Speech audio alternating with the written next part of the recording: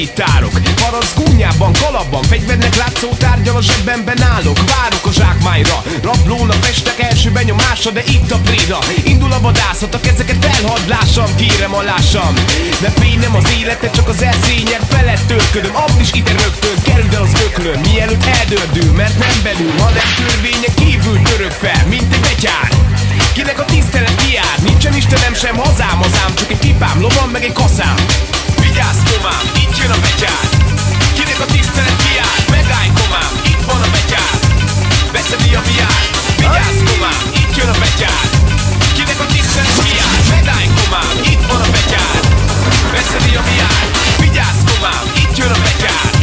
Kinek a tisztelet kiár, megállj komám, itt jön a betyár. Beszedi a viár, vigyázz komám, itt jön a betyár. Kinek a tisztelet kiár, megállj komám, itt van a betyár. Beszedi a viár.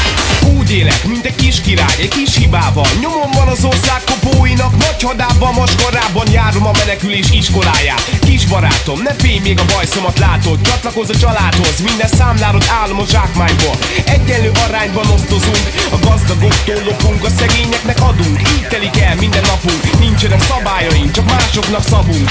Vedd komoly a szavunk, erőben nincs ilyen, nem vagyok képben. Te romokba heversz, én költöm a lédet, aztán adok a népnek, ők is belőled élnek. Köszönjük szépen!